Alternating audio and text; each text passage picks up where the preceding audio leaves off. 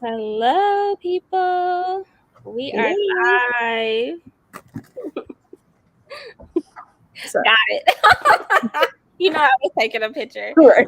You ain't catching me out here looking crazy. And then there's me. Sometimes I do.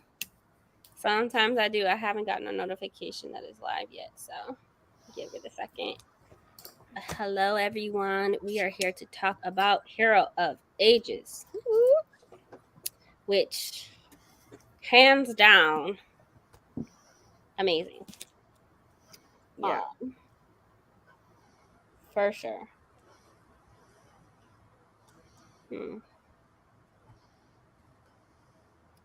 See, is it live? Yep, we're live because it's on my phone.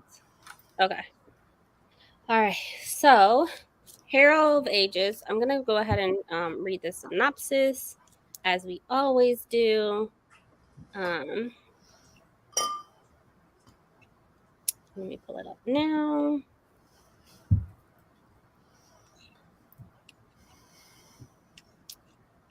All right. So, Hero of Ages is the third book. Let me stop sharing. Hero of Ages is the third book in the Mistborn Era 1 trilogy. This is the final book of Mistborn Era 1, but it continues on to Mistborn Era 2. So I'm going to go ahead and bring up the synopsis again, and we're going to go ahead and read it so we have an idea of what it's about for those who have not read it. So, Mistborn or Hero of Ages, Mistborn Saga 3, to end the final empire and restore freedoms, Vin killed the Lord Ruler. But as a result, the deepness, the lethal form of ambiguous mist is back, along with increasingly heavy ashfall and even more powerful earthquakes. Humanity appears to be doomed, having escaped the death at the climax of the Will of Ascension, only to become a Mistborn himself. Emperor Ellen Venture hopes to find clues left behind the Lord Ruler that allows him to save the world. Vin is consumed with guilt at having been tricked into releasing the mystic force known as Ruin from the Well of Ruin. Wants to end the world, and it is near omniscience. Omniscience. I said omniscience. This he is getting into my head.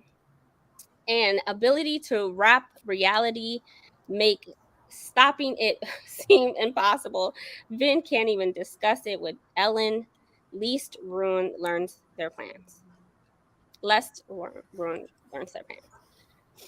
So that is hello. Thanks for joining us. That is the synopsis for Mistborn Era 1. Basically, Vin lets Ruin out. Ruin turns out to be a god, and he is slowly tearing the world apart. In a matter of 2 sentences. That's basically the synopsis of the story. Obviously, what for me, where there's good, there's bad. When there's bad, there's good. So we also have that in this story. So first, go around and share your thoughts and your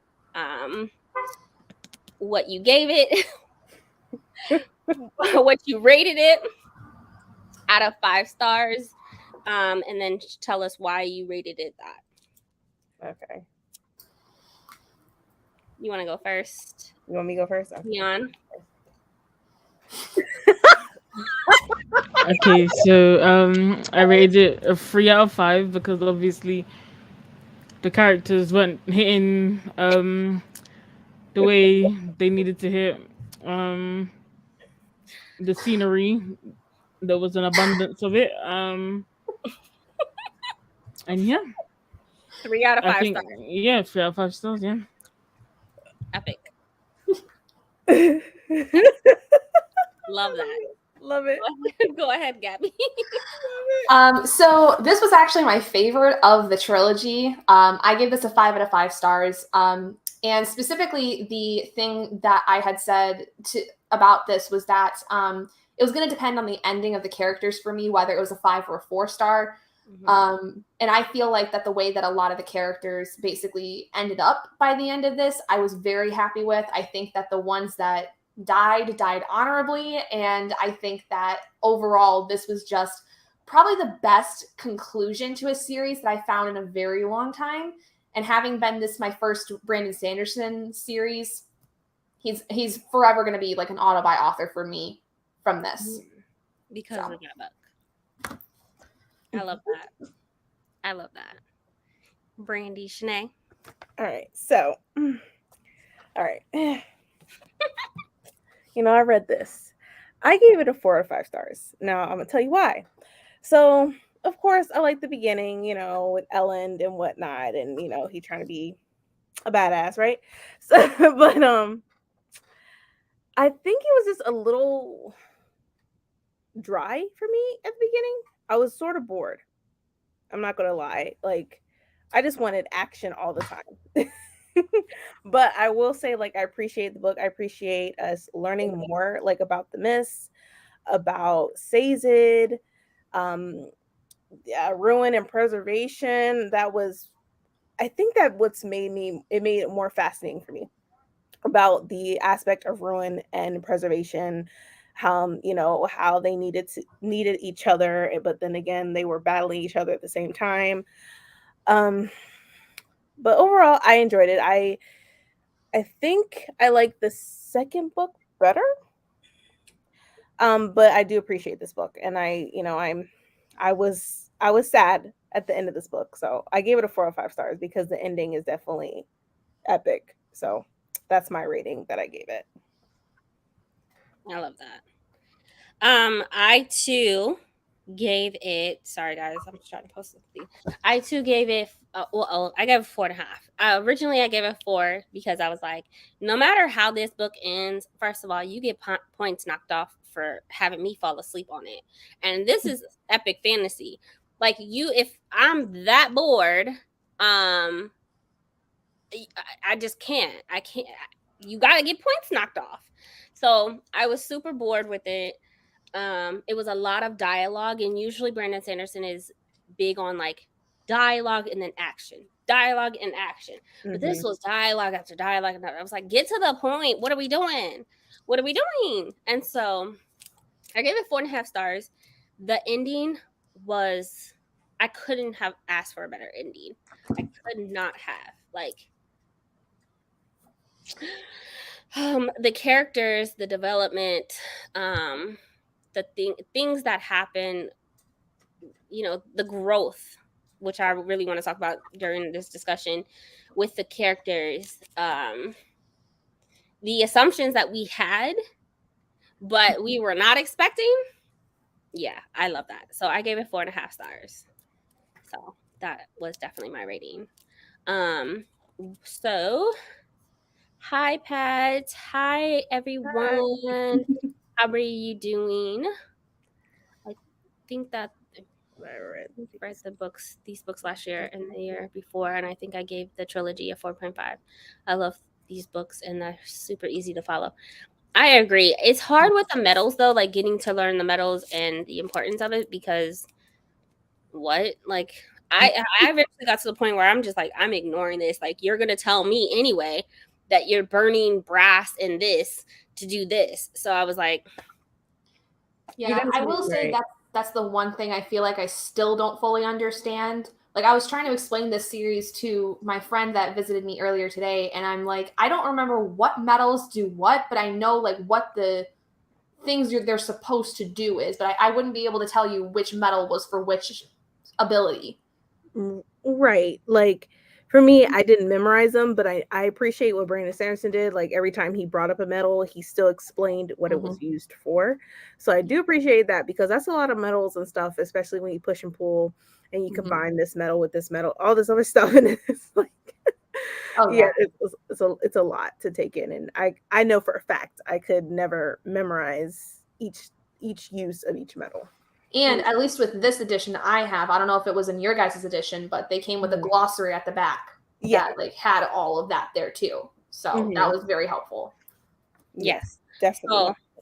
yeah, that's why I end up ignoring it. I was just like, okay, you're burning this to do this, so okay. If I need to reference it and I feel like it's important or I haven't heard it before, then I go reference the back. I feel like there was some importance, but it wasn't like that important. I think we really had to focus mostly on the characters and stuff like that and their purpose, mostly. Because I feel like sometimes the metal use was a distraction. Completely. Just added an additional 150 pages talking about them. I think I may have reread this trilogy because I never went on to. I may reread it because I never went on to Mistborn Heir 2. So we are starting Mistborn Heir 2 this month. So this month we are starting. We are reading all of Mistborn Heir 2. So that includes Alloy of Law, and then we're reading Shadows of Spell, Bands of Mourning. Yeah. All this month, the entire month. So you could follow us, like, just, I'll have everyone's link down below. So yeah, you can join in. We're reading most of Cosmere in 2022. So I'm not gonna say all of it because there's two novellas that we're not reading, and then we're not reading White Sand, which is a part of Cosmere as well. So okay, yeah. So starting off with the book, in the beginning of the book, they're basically gathering and killing Koloss to control them, right? Like to use them as far as their army. What are you guys' thoughts on that and how they went about doing mass? The way that they're able to control them, one, I thought was pretty cool. Vin is so unique, and I still haven't figured out like what makes her that unique to be so strong and so powerful at such a young age. But never mind.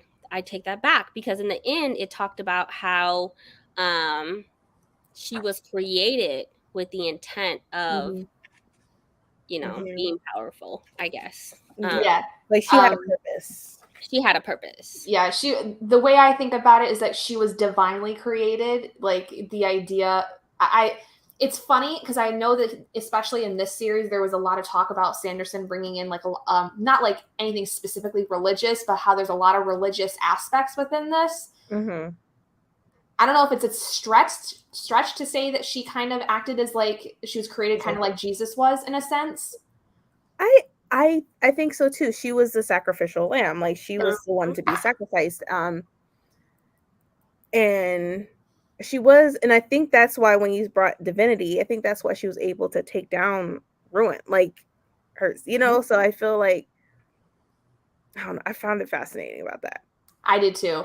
As far as like though with her with the Koloss, I thought that was interesting too because she was like one of the only people who could control them other than the Lord Ruler, which right off the bat to me, when we learned about that in Well of Ascension, told me that there is something very different about this woman, this young woman. Like we had to, I was very happy to know that we got to learn why that was. But this whole book, I was like, come on, I need more info. I need to know why she's able to do this because nobody else can do this right now.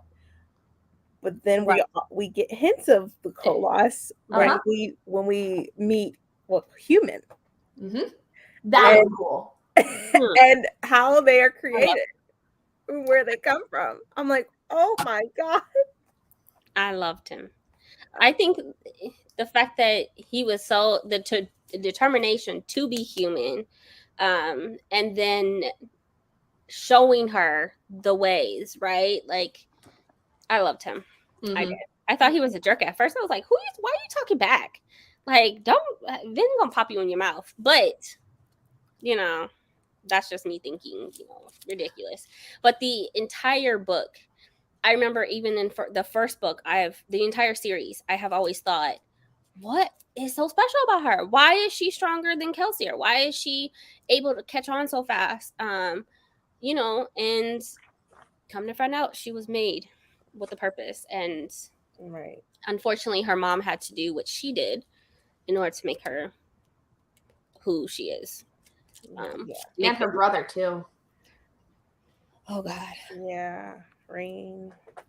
Yeah. What are your thoughts on how Ruin was able to manipulate her to think this is my brother this whole time, because he has been whispering in her ear this whole time, pretending to be her brother. Like, I found it was interesting, especially knowing how, like, why it was happening, because of what her mom gave her. And, right. like the earring.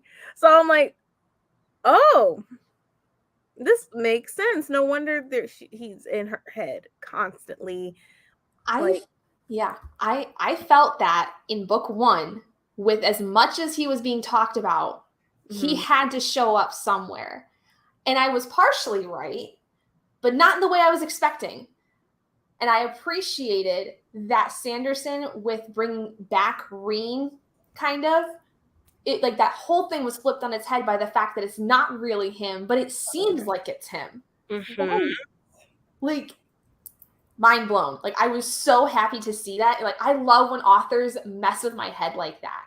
I think it's so much fun to see those kinds of things that, like, you start to think are going to happen, and then everything, it's like 180, and you're like, but this still makes sense. But why is it happening? Oh my God. Like, And he's so good at making those connections and making you feel that type of way. Right. I'm so impressed with the book, outside of the fact that there was just so much dialogue. And I mean, parts of it we needed, but then some of it we just did not. Like, I did not need to know, the boring stuff. Like, there are some things that we just had to know, as far as, like, to make those connections, especially when it came down to the Clo loss and the spikes. God, the spikes in this book, and learning about the importance of spikes and how they're being used, not just for Allomancer, or not just for Koloss, but for what's the other ones with the spikes in the heads? Inquisitors. And the Kandra. The Kandra used them to an extent. That's a whole nother thing. With Sazed, the Terrazone. That was a whole other thing, but okay, so there was a plot twist when it came to the Kandra that, I don't know why I'm sitting here holding this book. There was a plot twist when it came to the Kandra that I was just mind blown. I want to know you guys' thoughts when it came down to pre-Lord Ruler, right? Before Lord Ruler, and the well being created and whatnot, and how the first Kandra were there. Yeah. Like, the first generation.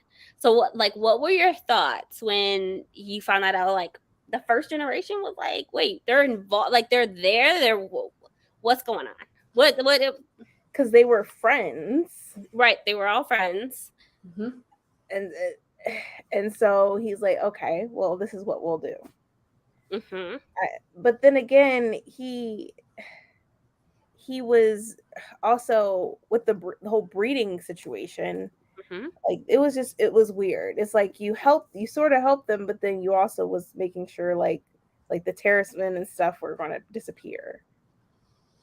Got it. Like, okay, so you did this, but then you also did this.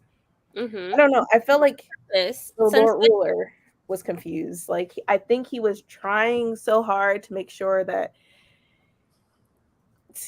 Ruin was in check or whatever. Like, nothing would happen, but at the same time, he was destroying the world. Yeah, I think that this book really exemplifies just how much the Lord Ruler was dealing with. Like, it humanized him to a sense where you understood why there were so many issues. It doesn't change the fact that he did a lot of bad things. I mean, think about, like, here in our world, there's people who make really poor decisions about whatever, but then you look into the context of the situation and realize, like, that it was a hard decision to make. It wasn't the right one that they probably should have done, but it was the best one they thought was, best for them and best for the people they cared about. And I think that just whole aspect of it, and Elend learning about a lot of those decisions that he was having to make as emperor with all of his battle strategies and that stuff, it really just exemplified how humanizing this book was for the Lord Ruler. Yeah, I agree. Sometimes, like, when I read this book, it gives me perspective of the world we live in today and how the people that are in power in each country and stuff, and they're making all these decisions for us and thinking that's the best decision, but they're really destroying our climate and our world.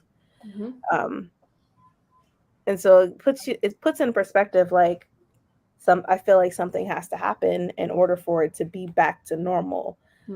Like, everything is off balance. It's unbalanced. How do you put it back in balance?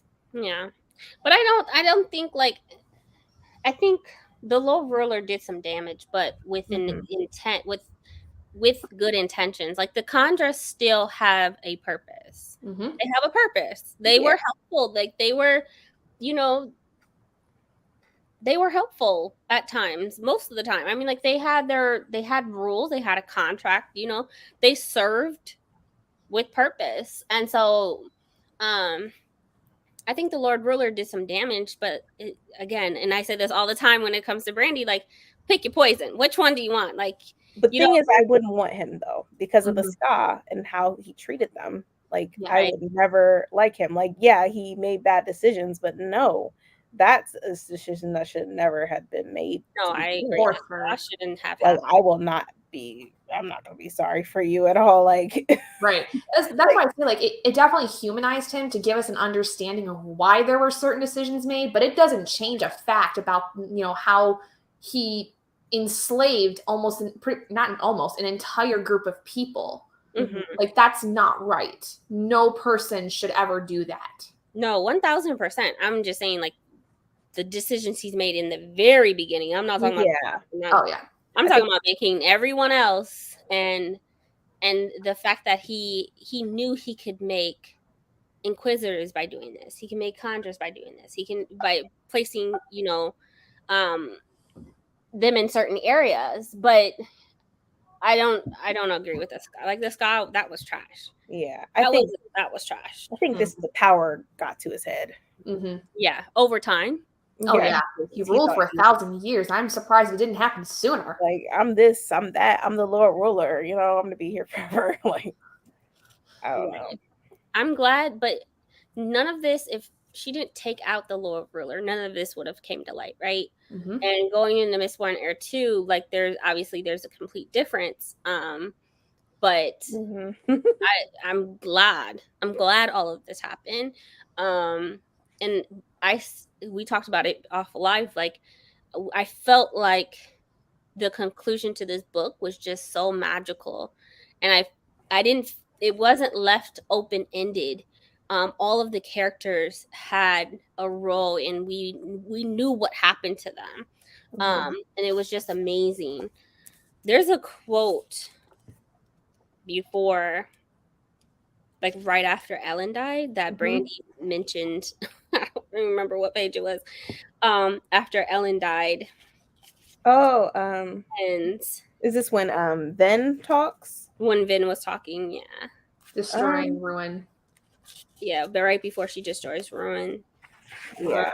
I think I can find it. Let me see. I think that's my favorite line. My favorite piece of dialogue I've ever seen. That scene you're talking about. And Ven just grew so much throughout this whole time. I mean, we're talking about a course of like 5 years, but she just grew so much. Oh, I found it. You want me to read it? You want to read it? No, go for it. Okay, so it says, Ellen was dead. She knew that and knew that there was nothing she could do. That brought pain, true, but not the pain she had expected. I let him go long ago, she thought, striking his face at the well of ascension. Allomancer brought him back to me for a time. She didn't feel the pain or terror that she had known before when she thought him dead. This time she felt only peace. These last few years had been a blessing, an extension. She'd given Ellen up to be his own man, to risk himself as he wished and perhaps to die. She would always love him, but she would not cease to function because he was gone. Because before in the book before, the second book, she was always trying to protect him like nonstop 24/7. And for her to just release him like that and be at peace, that says a lot about Vin. And she has definitely grown, especially from the first book, how she was annoying, didn't want to listen to nobody, and then to the second book being very protective, and to the third book, I think she was able to realize like she had to like let go. She can only. And I think that it really showcases the struggle she has in terms of building relationships in the first place, right? Because in book 1, she's an orphan. She's been beaten by so many people. She has no trust left until Kelsier comes along and brings her in. And even then, it's hard for her to feel like she can fully fit into the group that she's brought into. And then book 2, she's cemented herself with everybody, has this relationship with Elend, but becomes so paranoid because she wants to protect the people that she's, been a part of. This is the only family she has left. And that makes sense to me because as somebody that is incredibly, honestly paranoid about the well-being of the people I care about, I understand where she comes from. It's a constant battle of trying to keep yourself from being too involved, but not being involved enough to where something bad happens. And so that I also, in this book, really appreciate how we finally get to see that release, because that's where the balance finally comes in. She finally figures it out at a most very crucial moment in her life. Yeah, because I thought she was going to break after Kelsier. I thought that was it. She was done. But no, she definitely surprised me. Same. And the fact that also for me, when I finished this book, the one thing that I thought about is how Vin started off as a teenager, right? She was annoying, but she was growing, she was learning, she was defiant, she was like, I'm going to be there, I'm going to show up, I'm going to, and she gave up her childhood, well, whatever childhood she could have had, or whatever life she could have had. After killing the Lord Ruler, she could have quit. She could have went back to her life and tried to change and try to change the Ska and not being Ska anymore. But she was so determined to find her place and be able to make that change and stay with the group, the friends, right, to be able to make those big changes. But she really, from 16 to 21, was so focused on making sure that whatever happened in the past, like the Lord Ruler, didn't happen again, to the point where she was able to watch her husband die and herself and be okay with it. And that's freaking growth. I would not be able to do that at 21. No. I would have watched Kelsier die and I would have shut down. I would have moved on and be like, yo, I'm just a teenager, I'm about to be out. And it's crazy because I think they both had a sense that this was it for them. They knew that they were gonna die. And I think sometimes I wonder, knowing, would that make it easier? I think that's a very age-old question. If you know you're going to die, are you going to continue to live the way you are, or are you going to try to do something different?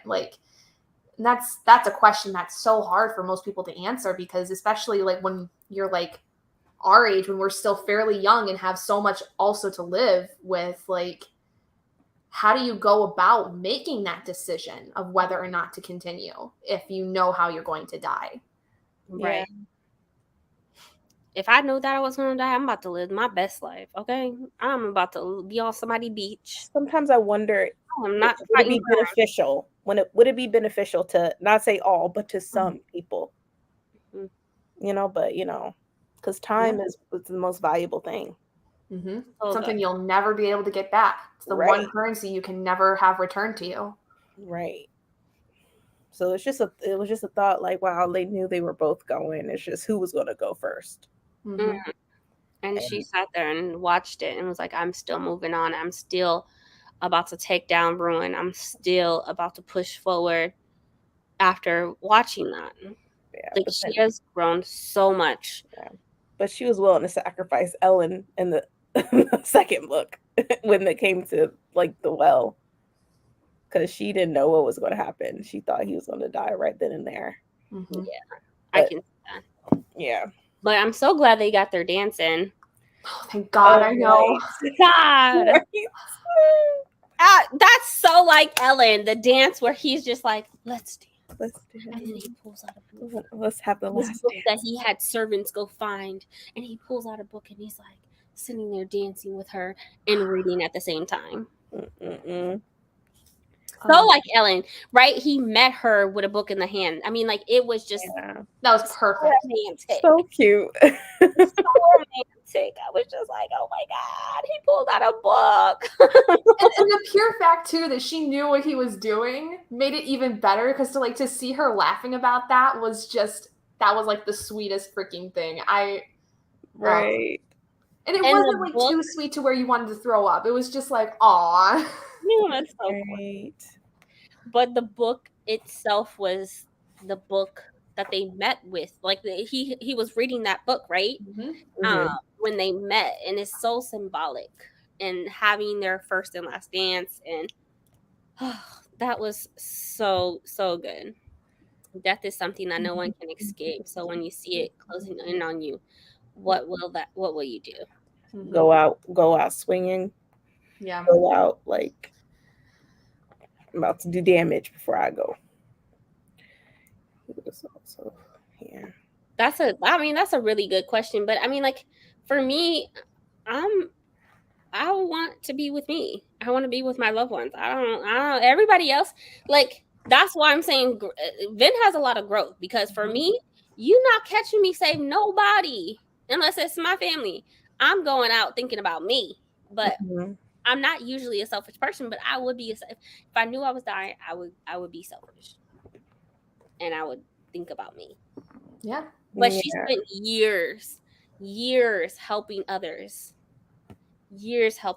And down to the last, she continued to do that. That's what I'm saying. She has a lot. She went through a lot through this book. Yeah. Like sometimes I think, like, was she ever selfish? Never. Like, and when you think about it, she always put like other people before her. Like she always had, or like some decisions she made in the first book were bad decisions, but she had good intentions. So it's like when I think about it, I don't remember her being selfish. If anything, she was being selfless. Yeah. I could see her being selfish, like in her previous life before having met Kelsier, like fending for herself. Yeah. But honestly, I feel like when she met Kelsier, it was immediate. She's like, somebody here's caring for me. I can't let that go. Because, like, if I think about it from, like, looking at it as an actual teenager living today, somebody who's dealt with so much trauma and has, like, mental illnesses up the wazoo because of it. I find Vin very similar to those kids who, when they find any kind of person that shows them any positive affection, they latch onto that and they don't let go. Right. And I think that was what she did. And it caused her to start thinking about somebody other than herself, where I think she might have been thinking only about herself up until that point. Right. And I love that, because most people can't just switch it like that. You know what I'm saying? Like, at all. And so going through, especially like, she not only had the stress of being a ska and what potentially might happen to her if, God forbid, a man gets a hold of her, but that, her mom, and that was brought up in this book too, on how her mom, we find out that her mom killed her sister because of the need of the sacrifice for her. But knowing that, all she knew was her mom killed her sister, gave her this earring. Like, that's all we really knew. We didn't know the details behind it, and that was in this book, and I loved it. Like, all that happened for a reason, because if it didn't happen, she probably wouldn't have been the person she was in this book. No, absolutely, she wouldn't have been powerful enough to take on even the well, right, and find the well of ascension and be able to do certain things. They needed her to be powerful. So I love that. The other thing, yeah, that had me cracking up. That's so like Ellen. That's so like Ellen. The difference is that she knew that she had a purpose bigger than herself. Kelsier also didn't make it easy for her to walk away because of whom she left for. Gotcha. Yeah, absolutely. Like she was in Kelsier's footsteps, right? Like she was after Kelsier died, like she kind of took the reins over being the Mistborn until Ellen became a Mistborn himself. So yeah, I love that. The other thing was preservation and ruins. I didn't throughout. I mean, I'm just gonna be honest. Like for me, maybe my comprehension is just like whack. I didn't think the mist would be a person. I didn't think the mist would be a person. I didn't, for whatever reason, I knew that there was essence in it. I knew that the mist was moving like it. I didn't make that connection. Okay, brain was not making that connection at all. It made it seem like the mist was like so bad, like yeah, like it was terrible. an evil being. Like it was the worst thing in the world. It was well, and the fact that the mist then killed one in so many of the soldiers, and like they got sick, and then some of them died, some of them didn't, but it all came back to the same number time and time again. That was, I think, one of the most interesting aspects from a perspective of like trying to figure out what is the purpose of that number, and then finding out what that number is, and finding out how preservation is involved in all of that, and how ruin is involved in all of that. Yeah, like you got to a certain point and everything was just finally clicking, and that's what I really loved about that. Was I felt that by the end of this, I understood pretty much everything that there had to be, like how things were set up to literally bring this about, that this was a destined thing, because it's a cycle. I would be willing to bet that this is a cycle that will happen again in the future.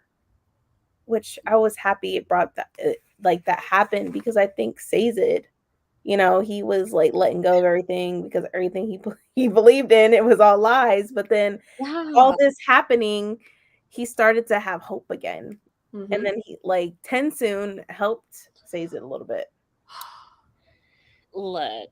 And I'm like, oh, I didn't like you for a minute, Tensoon, but you know. Sazed was a dry bore in the beginning of this book. His depression was just like, you're putting me to sleep. We get it. You're depressed. You lost your girl. You know what I'm saying? Like, we get it. Okay. The girl done died. I'm sorry. Like, what you want us to do about it? But he was so depressed through most of this book.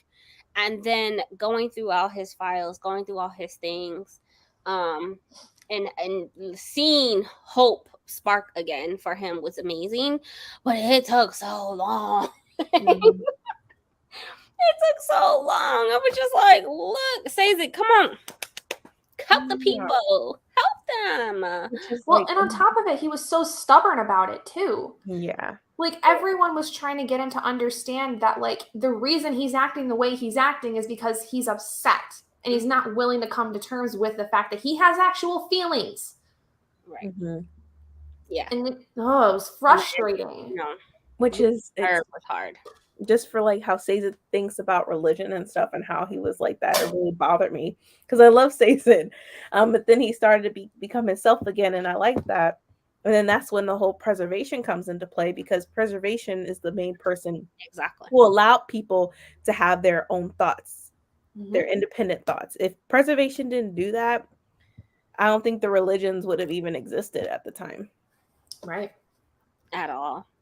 And I love that when he found the Khandra and he's like writing things down, making those connections, and just like you felt like you're tied back into the first book where Sazed's fully involved and like he's, you know, something's about to happen. But Sazed was one of the best characters in the first book, and the first half of this book, I was just like, yo, come on. You need to understand that you have feelings and you lost somebody that, like Gabby said, that you lost somebody that you really cared about. But I think he had to go through that loss. And that's the other thing, too, that I feel like this book really talks well about is this idea of grief. Because, I mean, we've seen the grief that, like, Vince dealt with Kelsier's death, right? But it was kind of pushed under the rug in some cases. And I feel that this, especially for somebody who is, you know, super religious in a sense, like Sazed wasn't like a one religion is everything. Right. He was a believer of all religions because he studied them. Mm-hmm. But to have somebody like that who in our world would be like a very religious person who believes it is like all encompassing in their life to then go through something like they did and feel like the bottom has fallen out completely. That's a very hard conversation for many people in religious communities to have is what happens when you lose your faith entirely? Exactly. Is there a chance for it to come back? That's when you lose hope and you lose your faith, because if you don't have something to believe in, then what else do you have? Right. Right. And that is one of the hardest kinds of journeys I think any person to make is the journey from going from very like devout or even just very like believing in something to losing it and then trying to find something to believe in again. It's so like I've never really had that because like personally I grew up where my family was fairly atheist, but to see that happen to somebody, like seeing that fall from faith and fall of hope, like that broke my heart. Yeah. Because I can only imagine how that would have gone. Yeah. I agree. And it was so sad, like the first like half of the book, and I was just like, Sazed, get out of your little slump. Like because I was ready. I knew we needed him to make an impact. And I was just like, please don't wait till the last minute to change. Because I love Sazed. Like I love him so much. But he was just like, he lost hope. And I felt like he was so important for that ending. He was just in a depression for so long, and I felt so bad. But it was also bored. Like I needed him to come back, and he eventually did. So yeah, I'm glad like religion is like deep rooted in this, because that's when Yeoman came into play, because he thought like the survivor was talking to him and all that stuff. Like I found that interesting. Like he was really willing to kill Ven because of killing like the Lord Ruler and all this other stuff. Like, well, and then Kellyan also. Yeah. Kellyan was like, I like how there was such a dichotomy with even people who were following the Lord Ruler. You had somebody like Kellyan who was, pro-survivor, wanting though to bring down every person who was a former nobleman. Right. And then you had Yeoman, who was still pro-Lord Ruler and trying to rebuild the way things were. I really appreciated like that massive dichotomy between the two. And you couldn't tell who was right and who was wrong because they both were doing really messed up stuff. Right. I feel like at the end of the day, no one's going to be happy with the decision that you make for them. There's always going to be something that they don't like, and they'll be against you just for that one decision that you make. Yeah. I love the fact that they're, again, knowing Brandon Sanderson and his religious beliefs are huge. And so he ties that into almost every book and every series, right? And so knowing that kind of like the real world, right? Like we all have our thoughts, we all have our opinions, we all have our beliefs, and he transformed that into this book as well, into an epic fantasy, where multiple people are allowed to have all of this. You want to believe in this, go ahead and believe in that. You want to believe in this, go ahead and believe in that. And it's just like you said, not only it felt like an epic fantasy, but then like he ties in real world situations like grief, death, religion, and so many other things that are just so relatable. I love that, because I think that's why I like Sazed so much, is because he takes in every religion. He doesn't go, oh, this religion is bad, this one is good, no, this is bad. I like that he's open to all religions. And I feel like I wish people now, like in real life, were like that. Because at the end of the day, I feel like somehow, like the Cosme series, like with these books, I feel like they're connected somehow. It's just people want to say, no, this is wrong. This is wrong. Mm-hmm. As far as religious beliefs, or just like beliefs? I think beliefs and stuff, especially when we say God or Jesus in different religions, it's different terms, but it's still the same thing. It's very similar. It's a higher being, right? It's a higher being that we believe. And that's why I like Sazed will always be one of my favorite characters. Still, even though he went through whatever he was going through at the beginning of this book, he did pick himself back up. He just needed someone to give him that hope. That something. And Breeze was so helpful with that. Breeze was definitely there checking in, hey, you gonna preach me your religious belief? What's going on? Right. Where's my Sazed? He's not here. Breeze was so he was so helpful, and he was giving him his space. But at the same time, he was making sure that, hey, I know this is your thing. Come on. So I appreciated Breeze for that. For sure. The only thing, the only other thing that, well, do you guys have any, does this book leave you with any open questions, you're still wanting to know more about something? Because I still have questions about that. Well, I don't think it's how when she said, I'm not the survivor's heir yeoman, she said secretly, I'm the Lord Ruler's the Lord Ruler's heir. I thought I thought that was interesting how she I think it's because she made it seem like she's the heir, since she's the one that killed him. And I think that it has to also do with the fact that she, like the Lord Ruler, was the one that brought ruin. She connected with ruin. And I think that line in particular was mostly to be I unintentionally followed in his footsteps. And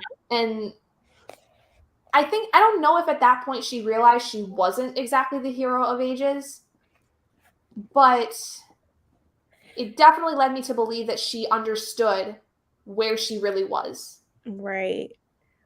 But just even with that title, the hero of ages, she's only 21. She's in her 20s. She doesn't know anything. She doesn't have that knowledge of the ages or anything. She wasn't the keeper of that. Right. But I think leading up to that point, when she made the realization she wasn't, everything was ambiguous to a certain point. Because if we all thought about it, when we realized who really was the hero of ages, we were all assuming it was Vin because she did all these things. Yeah. But when you got to a certain point in understanding what she's done is not what the hero of ages had done, it kind of took a while for her to figure that out for herself, because she was still operating under the assumption that the hero of ages was supposed to kill the Lord Ruler, was supposed to take over things, was supposed to go get the thing from the well, which may or may not have been true, but not in the same way that it originally was. The way that the things happened with the Lord Ruler the first time are very different in a lot of ways than what she did, which I think that, to me, that indicates that she was becoming aware of the fact that she couldn't.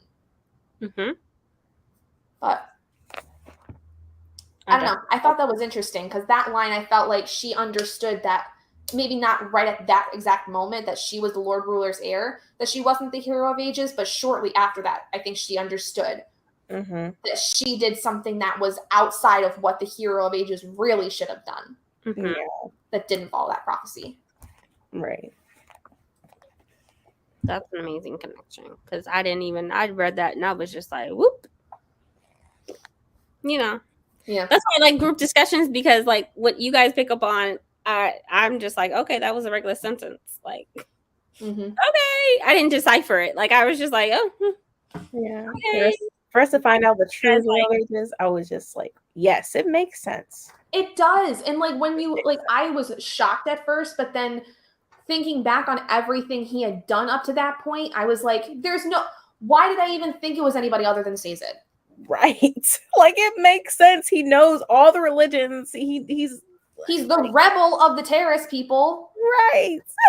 He knows all, and that's He's knowledgeable. Mm-hmm. Like, of course he would be.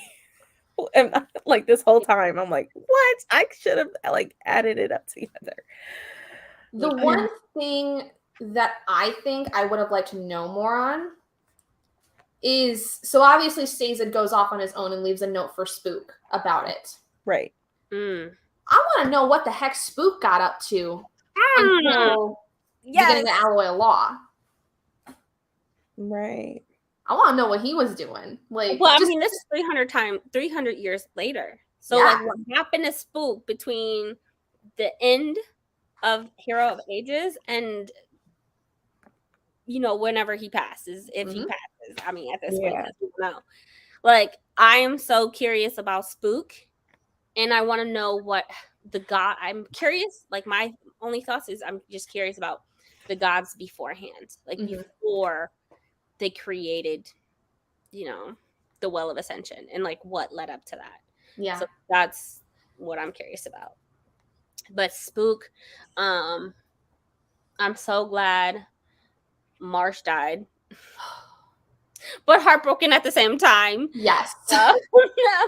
Like this book, the ending was just so epic. It's amazing. Like movie worthy. Very much. But he probably will never turn this into a movie. It's not There's even too much. If it would be, I would definitely watch it, like hands down. I will say, like, because I'm reading the note that says it left for Spook and how he was like trying to see if he could fix the bodies. I thought, I was like, wow, you really trying to do that, but they're, you know, at the end of the day, they're like, no, we happy where we at. Right. Don't let us come back.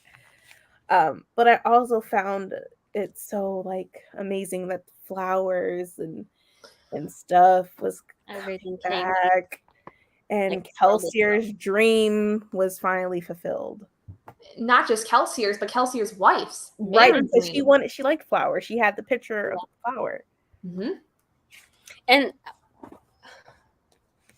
so, well, I don't want to give anything away because I think it's a novella, but it talks about that, about the flower. So, right. I don't want to. Never mind. Like pre Kelsier while he was training. Yes. Yeah, 11th medal. Yeah. So, never mind. But I'm still curious about Spook, and what happened with Spook. What happened to the Khandra after they left? Like the Khandra 3, well, is it the third generation? Fifth generation? No, second generation? Whoever took over, whatever generation took over and had the first generation locked up, what happened to them? That was the second generation. The second one. What did the first generation do, you know, once everything was done? Like, what consequences did they have? Like, I want to know the tea. You know what I'm saying? Like, I want to know the tea. Right. They try to take over. Didn't they mention in the book, though, that the first Khandra had basically set up an agreement where they would, in a sense, self-destruct? Yeah, they would end up dying. They would pull their blessing out. But some people, it mentioned that some didn't. Right. Stazid walked out, and some did pull their blessing out, but some did not. I'm trying to look for it because I was a bunch of Khandra on the ground. And then the fact in the Stazid's note that they're still looking for the 2 base metals. Those 2, are they base metals or are they just unknown metals, right?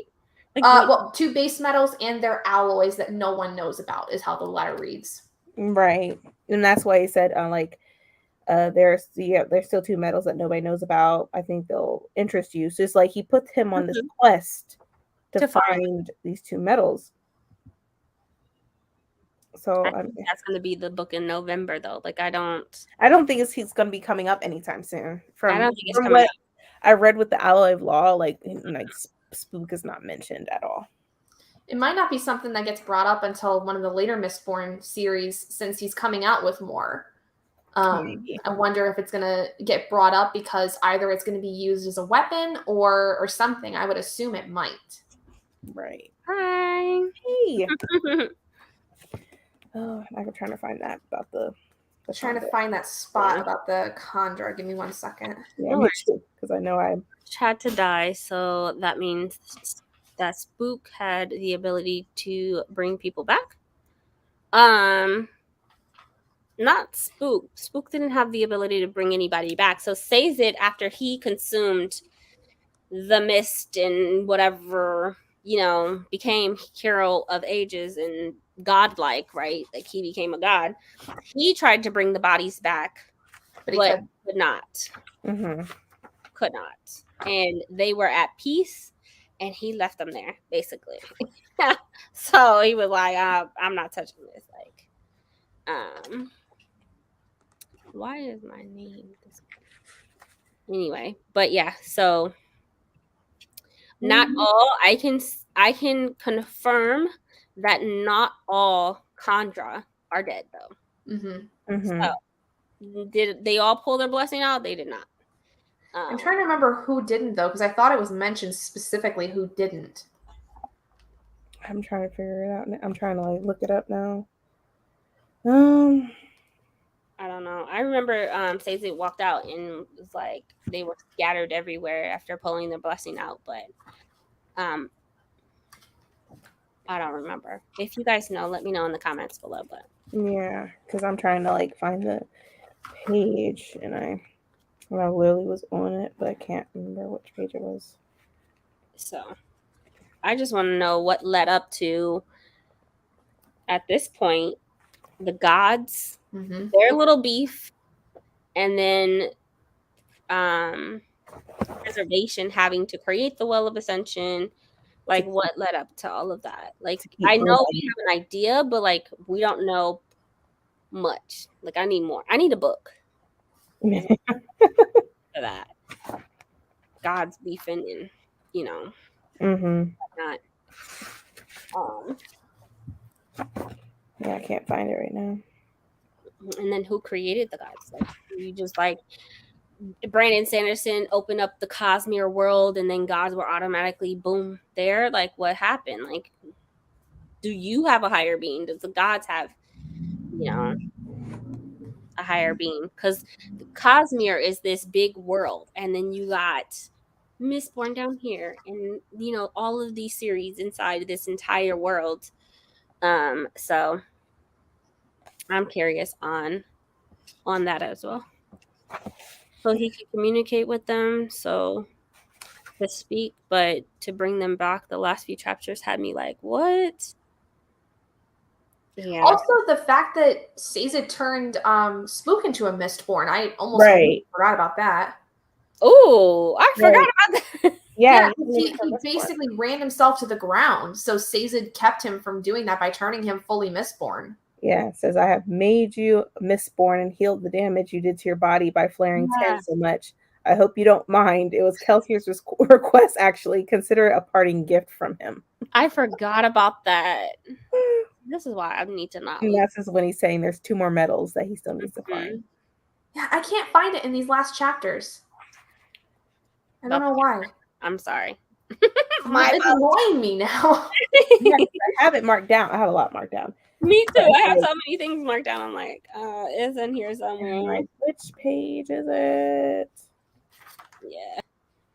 But there's definitely Khandra that lead into the next book. Yeah. Right. Books. Well, I don't think it's in the Alloy of Law. I think it's in the... No, it's not. It brings up Kolos, but that's it. Nothing really. Yeah. It brings up Kolos, but the Khandra is brought up in Shadows of Self. Yeah. So they're there. So they're not gone. Not all of them, at least, but the spikes are there. Yeah. Which, that's another thing. So in terms of the spikes, so obviously not all the Khandra are gone. Did they talk about if all the Inquisitors are gone? I don't think they are. I don't know. I don't remember that being in the end of the. It was so heavy on spikes and placements and like miss race and all that stuff. Like that was, it was very heavy on that. I don't. No. That was definitely glossed over. Like after the Kandra, and then everything happened with the mist. No, it did not talk about that. I don't. At least I don't remember a part where they talked about, other than placing spikes a certain way. Mm-hmm. What was it? Marsh had a lot of spikes in his head, Mhm. and Yeah. pull him out. Yeah. Like hearing the descriptive. Oh, I was like, oh, That sounds eyeballs. I'm like, ew, all right. let's skip over that real quick. Spikes us off the buildings. I'm like, what are you talking about? What are you talking about? It was like gross. Okay, I already answered that. Yeah, the last few chapters were just like so epic. This would have been, I mean, like this could be, I think Mistborn Air 1 could be a series that I reread by itself because it's so epic. And I feel like I would make way more connections as well if I read it. But yeah. I have a question. So I'm at this part where it says the Lord Ruler had provided the spikes each century, giving the number requested so that the Kandra could craft a new generation. So without those spikes, and if they're gone, how could they create a new generation? They can't. If everything's back to how it's supposed to be. Like how? I don't know. They need, well, in order to create a new generation, they need those spikes. So they've just been holding them. They would have to use hemalurgy or whatever. Yeah. Well, because like the whole point of them. That's in the second. That's in. Yeah, they mentioned that in Alloy Law. Oh, no. Actually, this is why we need to read the novella. It's in the novella of Allomancer Jack about spikes. And I think it was Kolos, though. I think it was Kolos. But yeah, he definitely gave him a stash. And yeah. So after you read Alloy of Law, read Allomancer Jack in the Arcanum Unbound, which again, that book, that's novella. I was like, what are you talking about? I gotta read it. It was like, read on episode 12. What are you talking about? Episode 12. Like, what is it? Who is this Jack person? I don't know. Yeah, but I got it. I'll probably like read that tonight, and then go back to Shadow of Self and start over, because you already started Shadow of Self, right? Yeah, I'm just at the very beginning though. So okay, yeah, I'm just like, So after Alloy Law, Allomancer Jack, and if you're confused, it's okay, because Lord Jesus, that made no sense to me until the spikes came up, and I was just like, okay, Lord Ruler, when is your legacy, Lord Ruler, gonna die? Like, when do we stop talking about the Lord Ruler? Like, the one thing I appreciate from the Lord Ruler was the caverns that he created. That's a good. That's it. That's what I'm saying, is that he did some really good things with good intentions, but some of his decisions just weren't perfect.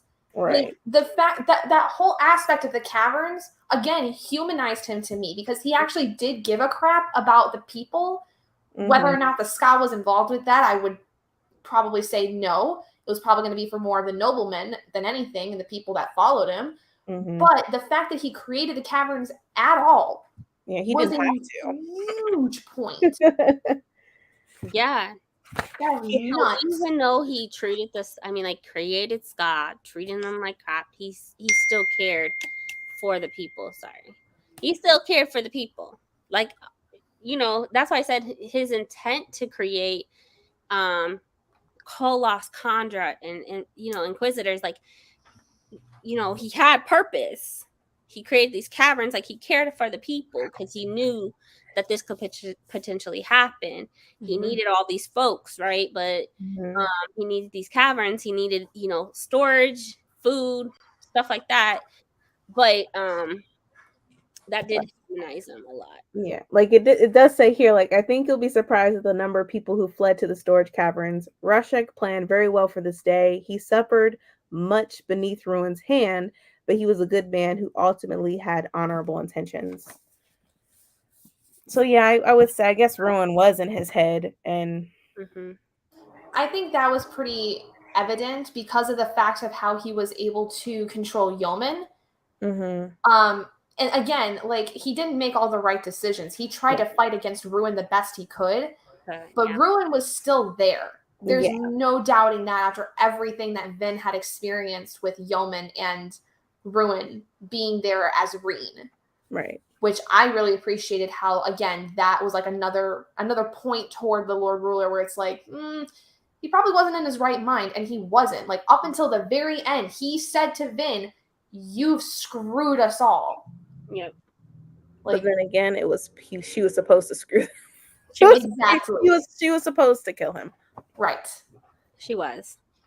So, in the second book, Well of Ascension, we thought Reen was dead. Is he really dead? Yeah, he's dead.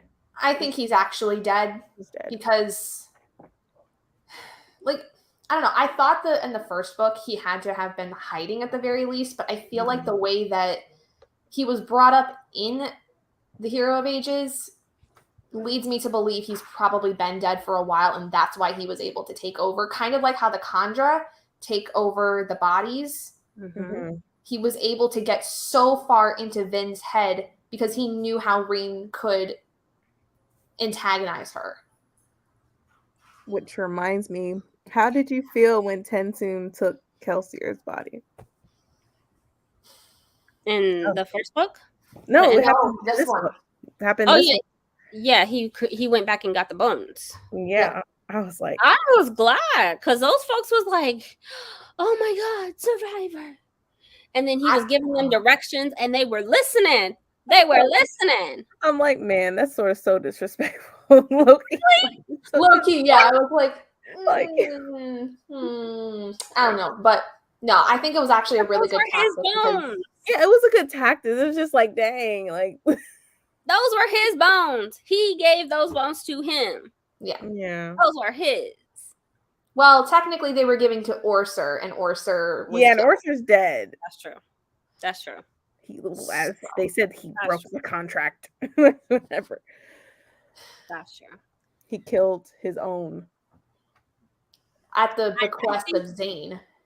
But if he hadn't, and he was able to save people by doing that, right? He went up to him and said, hey, go down so-and-so and go save yourself or something like that. Right. But I mean, like, he was in the bones, like, for just very briefly. Like, just enough to get people to listen to him, which I think, like I said, like, that's a good tactic. It got people to listen and got them to where they need to be, and that was the most important thing. Felt hope when they saw him. Like, you could hear it in just, like, the way that they were speaking. Like, they were just full of joy seeing him again.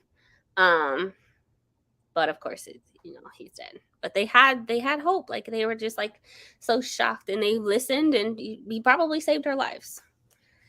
So, I don't know. So after finishing Heir 1, what is your expectations for Heir 2? If you have any expectations. I think for me, whoa, hold on, sorry. I don't have any expectations. For me, this was so epic. I just want to. I don't know if it can get better than Hero of Ages. I don't know. I have, like, the bar was set high, and jumping into Mistborn Heir 2, and I've already read the first book. Like, For me, my expectations is like they were really high because I'm like, okay, just got done with Hero Ages. Let's go. Let's see what's happening right at, since they are creating the world, the flowers are back, yada yada yada. And then it gradually, slowly went down after finishing the Alloy of Law. But it might all maybe it's a trick that Brandon Sanderson's doing. He wants you to feel this way, that way. Mind fuckery. Yeah. Yeah, I'm kind of going into this with no expectations because that's how I did with Era 1. And I feel like, especially with the fact that this is 300 years in the future, well, from the end of this, I just don't feel like it would be fair of me to set too many expectations because I'm going into a completely new world with a new set of characters. It's almost as if like I'm just going through a whole new series in the first place. So I don't know what to expect. And I'm going to kind of go from there. Gotcha. Yeah. I would not be surprised though if there is going to be some mind fuckery involved because I have a feeling that like the first book is heavy on world building, getting to know the characters and stuff like that, which I mean most first books are, but like I have a feeling he's going to do something freaking epic and it's going to be like, oh my God, I wasn't ready for that.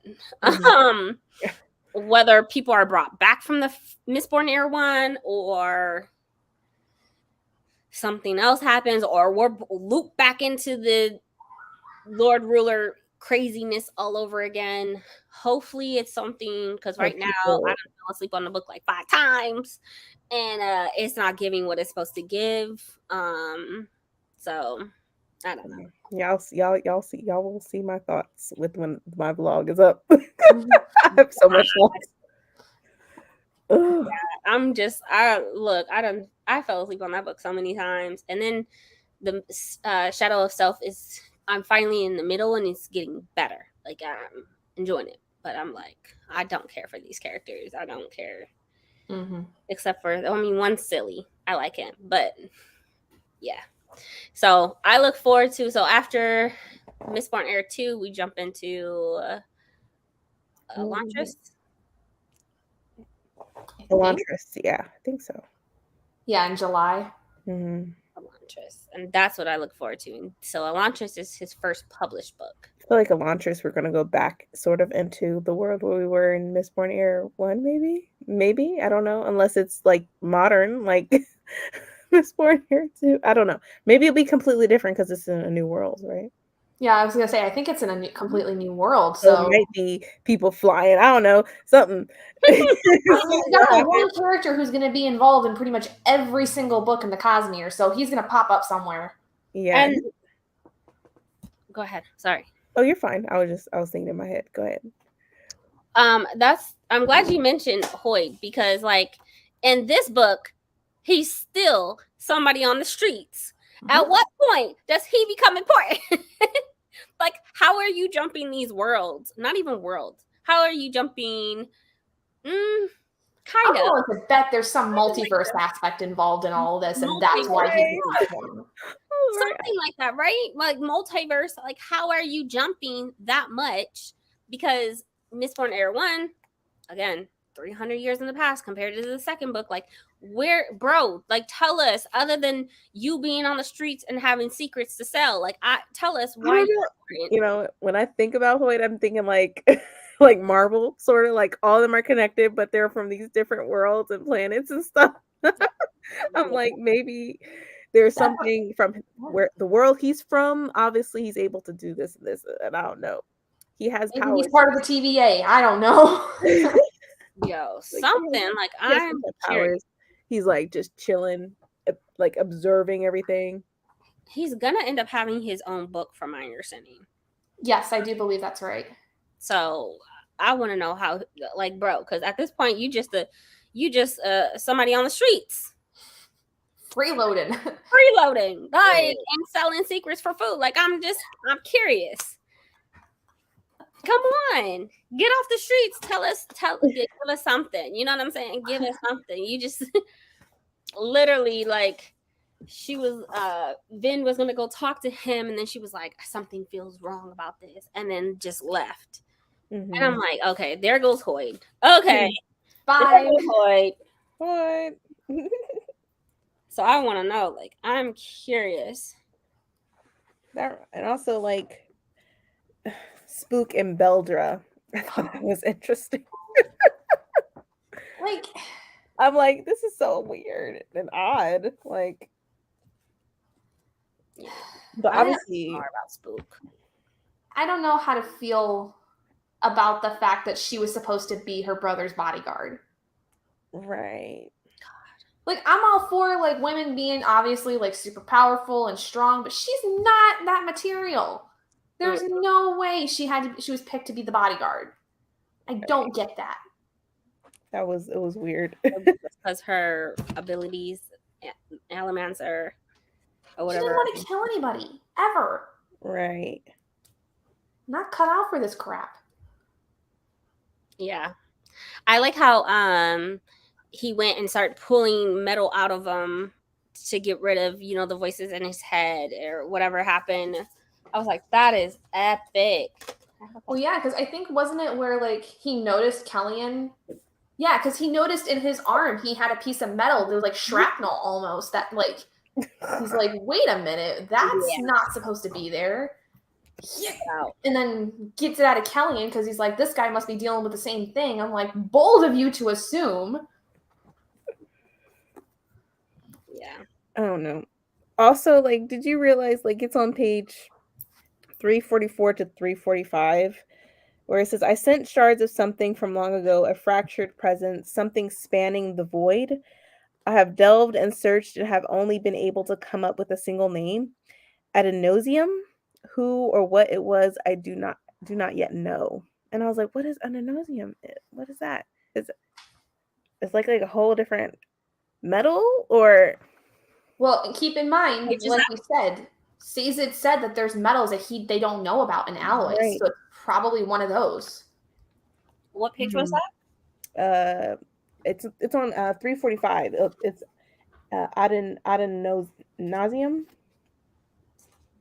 It's not even listed in the glossary. Mm-mm. No, I'm having it. What chapter is it, since my edition's different? This is the end of chapter 38. Okay.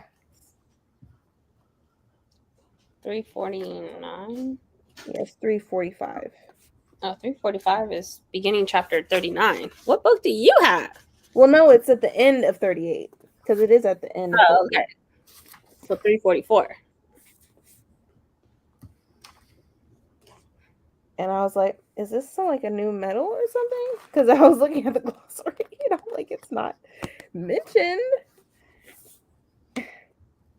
And I found that interesting.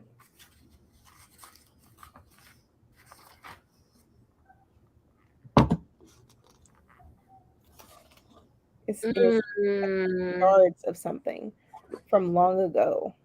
Lord. And it's little things like this that I feel like if you don't pay attention to every single word, which I'm not, because I'm reading to enjoy at least the first time. Like I have to read to enjoy. You just miss it. Because like Brandon Sanderson just leaves us hanging. He's like, who or what it was, I do not yet know.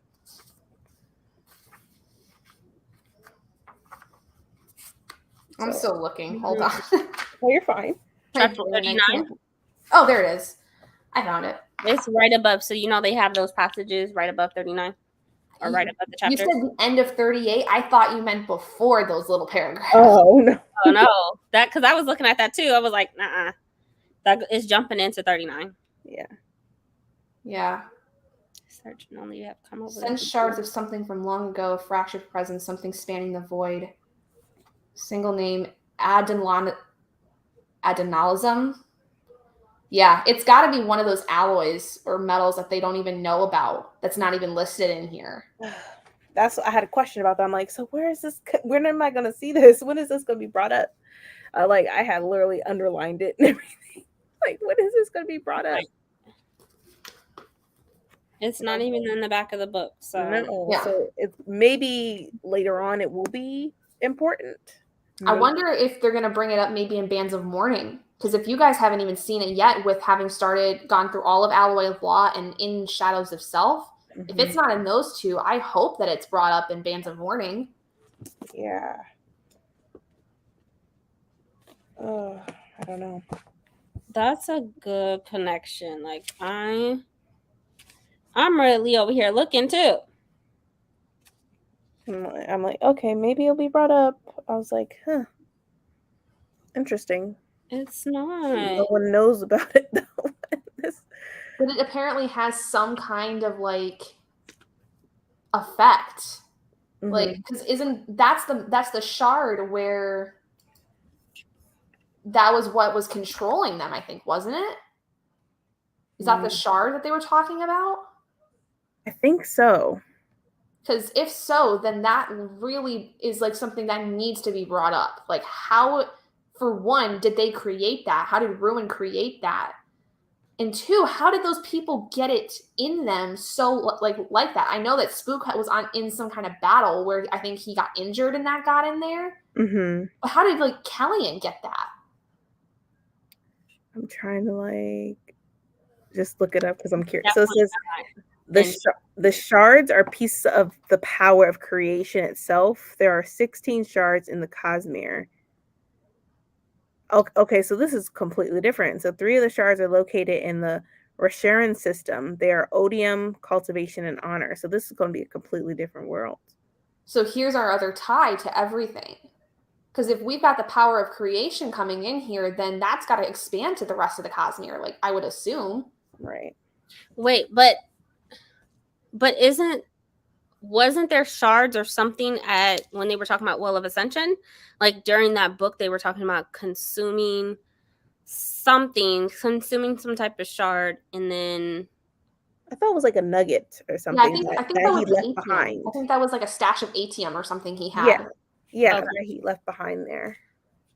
Because that was what he ended up being able to give a lot of the people to create the Mistborn in general. Yeah, and that's how Ellen was created to have that power. Right. Like ATM has an ability to give you the like foresight of things, but it also like when someone's like dying or like they consume enough of it, I guess it just changes everything in their body. So these shards are spread out throughout the Cosmere. Yeah, so it says one of the basics of the magic in all of the worlds of the Cosmere is that the energy of shards can fuel all kinds of interactions. Yeah, that's what I'm saying. This is probably going to be something that's going to expand to the rest of them. Yeah. This is interesting. I'm not going to look anymore because I don't spoil yourself. Because then I'm going to go keep looking and keep looking. Man, so I wonder, it's definitely going to be in Warbreaker. And definitely Rhythm, or not Rhythm of War. Stormlight. Yeah, I would not be surprised. Gotta write that down. I went and highlighted it. Or not highlight, because I don't write in my books, but I wrote in mine and highlighted. When I go to the loo. Dion, if you don't go on somewhere. What is probably an observer god. I would assume he's got some has to role be like that. Yeah, he has to be. He has. Why else would he be mentioned and then just like not even really do anything? Like, I mean, I don't know much about like the Christian ideas of things, like in terms of like the people that were the disciples, but could he have been a disciple of like the gods? Like, is that his purpose? Or like, you know, like maybe one of the angels that like would come and check things out, I guess. I don't know. He's something other than a Mistborn, right? Because the man's still alive. Like, what you doing? And where were you while our homegirl Vin was dying? If you are, you know what I'm saying? Like, jeez. If he is some kind of an observer, he probably can't interfere. Which that's a whole other thing that could be looked at. Oh my god. Oh, okay. Never mind. I can say it. Oh, okay. Say it. No, because I was curious about Hoyt, and I'm like, oh, okay. I'm not saying that one thing. Look, Hoyt has his own merch, so the man is important. Let's just say he's very important. Yeah, because he's more than just an observer. He's a guy. Definitely in like a different world. A different world? Because Cosmere is the world.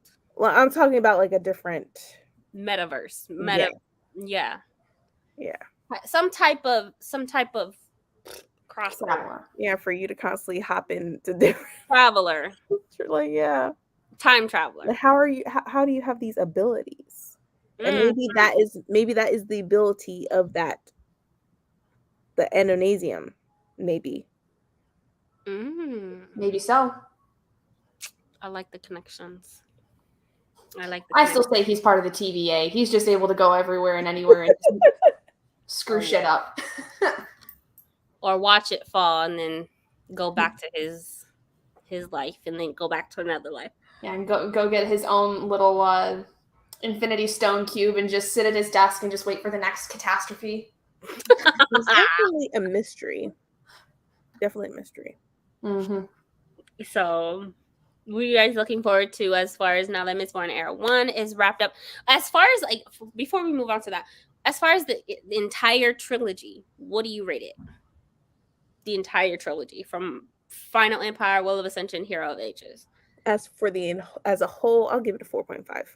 I think 4.5 is for me too.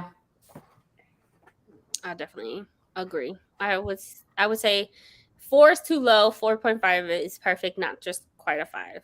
Yeah. 1, you killed Kelsier. 2, you killed Ben when I started to like him. Or when I started to like her. And Ellen starting to like him. And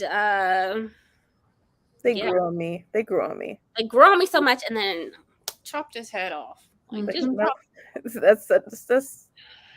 that's Brandon Sanderson for you. I'm so yeah. Yeah, I think the first 2 books, like I didn't struggle so much with, but I definitely found more slow parts that I wasn't as much of a fan of.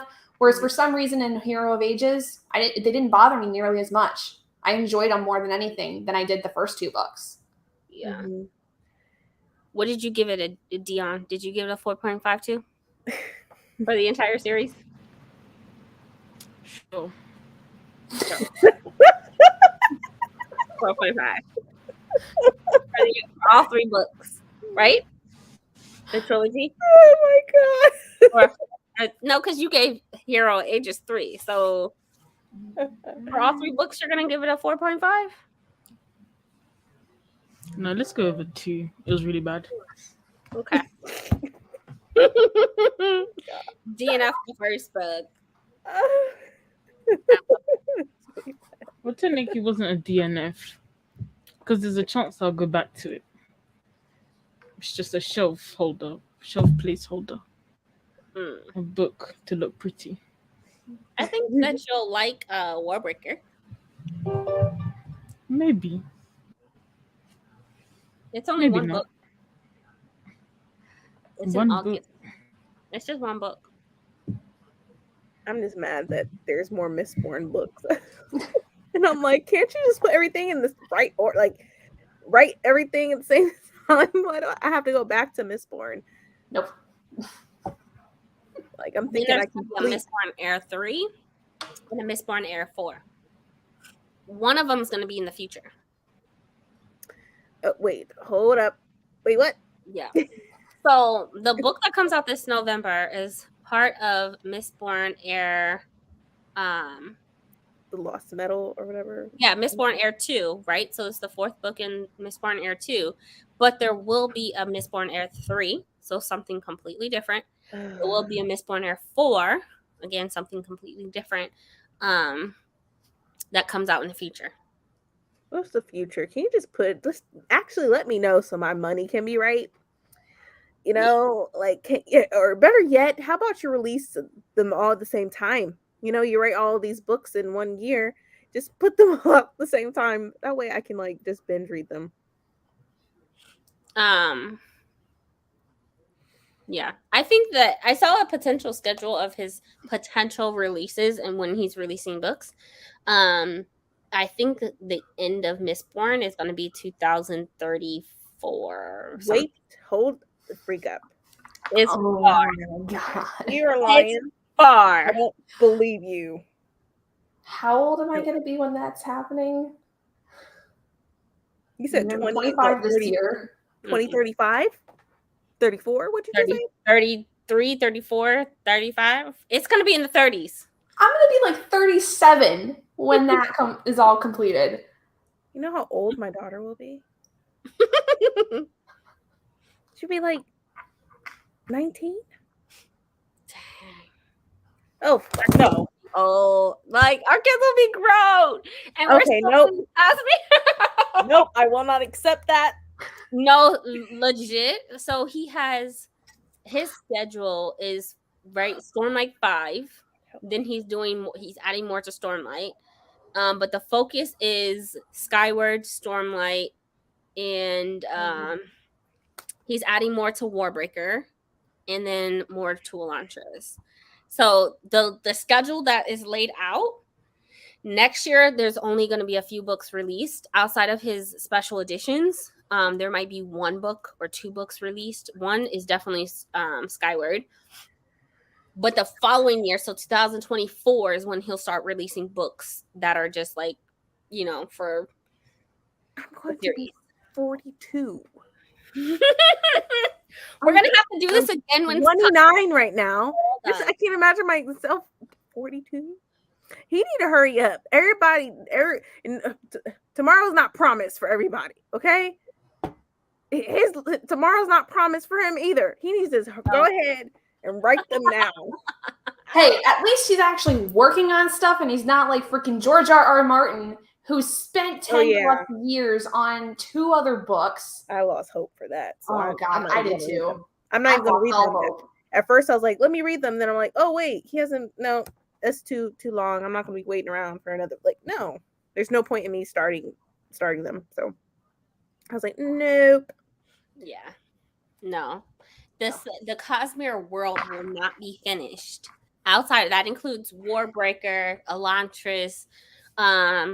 Does he have backup plans just in case? Like here, I leave you to write the rest of my books if something happens to me. Oh, I'm sure. I hope he does. Like, I mean, that he had to do that for Robert Jordan with the Wheel of Time.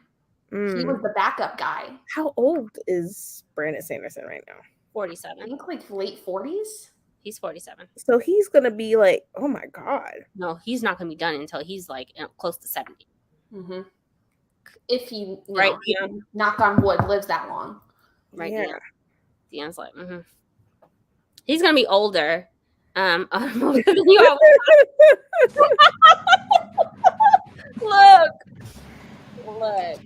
Man, no. I don't know if I can wait that long. Like, I don't know. I would feel like for me to wait that long, like I would. The more you talk, the more I put the book in the unhaul pile, because no, I'm not dedicating my life to some white man. Right.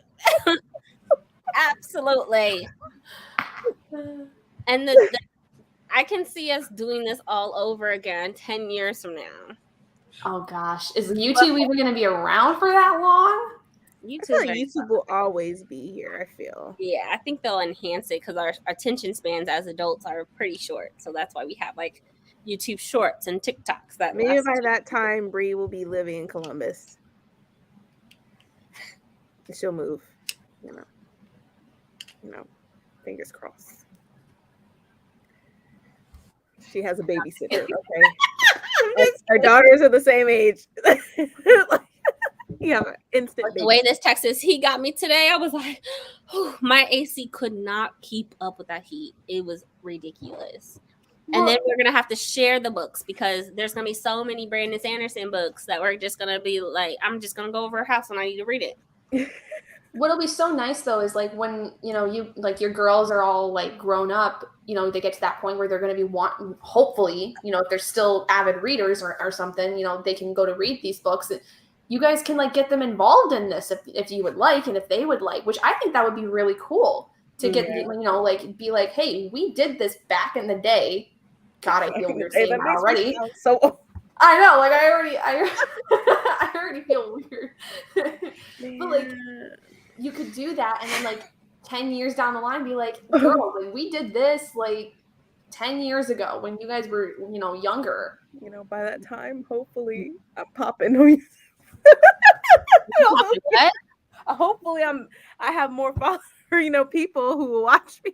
Oh, I thought you said you were gonna pop out another baby. I said, Oh, you no. popping out baby.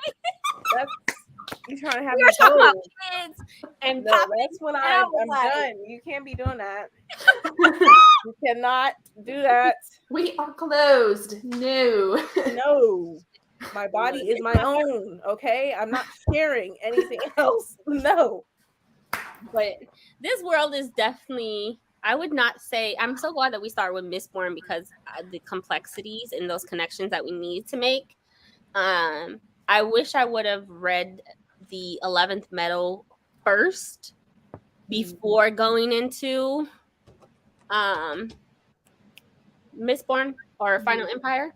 But I enjoyed that. And we didn't even talk about the Lost Metal, Lord Jesus, or the 11th Metal. Oh, yeah. The 11th Metal. So that's a whole nother. I'm just watching the cat. Yeah, right. Like the 11th Metal was cool. With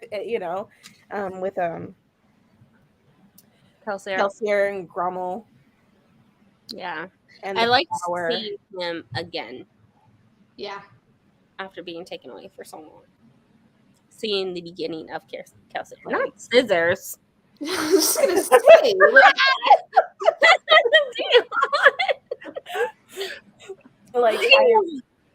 I appreciated how Kelsier wasn't just this like guy that had these powers or whatever. You saw him vulnerable and how he had to train just like he had to train men.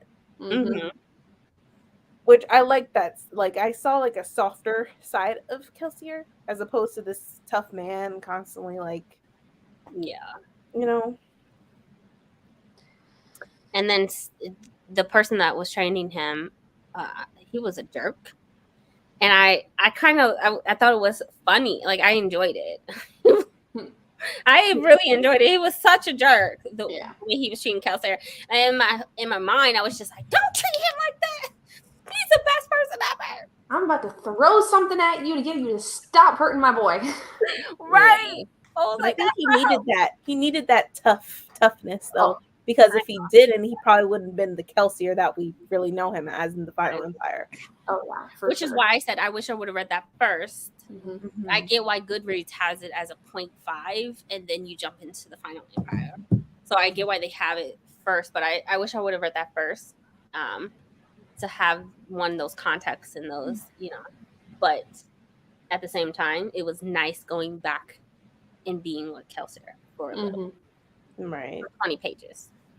I'm like, Kelsier, you're still alive, sort of. Sort of. You're long gone, but Rhea Sanderson brought you back for a time. For a couple pages. For a couple pages.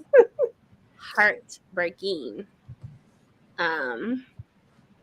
Let's see. The entire trilogy, I would give it 5 stars only because each book became my new favorite as I was reading it. I am so glad. Like I love that you guys are all joining us on this read along because some of these books are going to be in your end of year best of 2022 books. Oh yeah, this is already 5-star reads for the year. Like that's going to be in that video at the end of this year. Yeah. I love that. So far here, I would say maybe even Wall of Ascension and then Blood Scions were my first, like, definitely going into my top 10. Blood Scion, I'll say, I feel like I like the other books. So Wall of Ascension is like the top 2 so far. Yeah. But the fact that this read along, you have at least one book that you're going to go into the end of the year knowing that this book made it into your top 10 is pretty dope. Oh, and Jade, well, the whole Greenbone saga definitely. Oh, the whole Greenbone saga in there. Yeah, it's definitely another one for me. Ooh, God, that Greenbone saga was. It hit different. It hit so differently. So differently. I'm so glad. And as we wrap this up, because I think we talked about mostly all things, but again, we are reading Alloy of Law, Allomancer Jack, which is a novella, Shadows of Self, Bands of Mourning, and then The Secret Mistborn History, which is a novella. All this month, the entire month of June. Our live show discussion is gonna be on Brandy's channel. Yeah. But going into that, like what do you hope to see in Mistborn Air 2? It is different characters.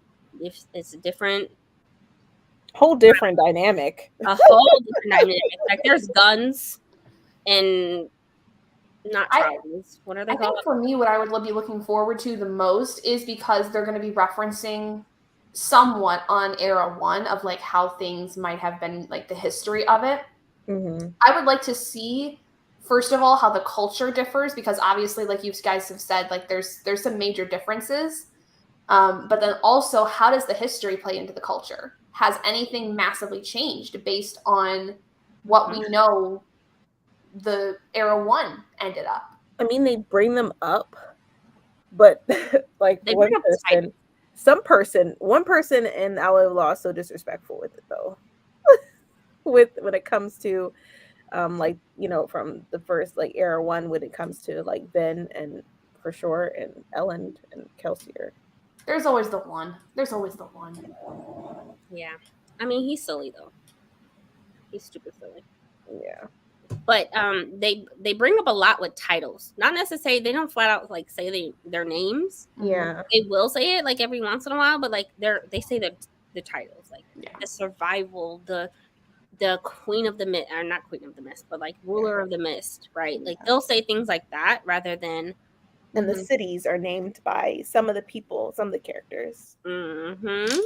Neat. All right, cool. So the legacy is there. Mm-hmm. It's just different. I feel like they like stray away from that though, since it's been so many years later. So they don't really appreciate it. Well, naturally. I mean, it's 300 years after the fact, not like a whole, like 1 century. So it only makes sense that things would have like drastically changed. Right.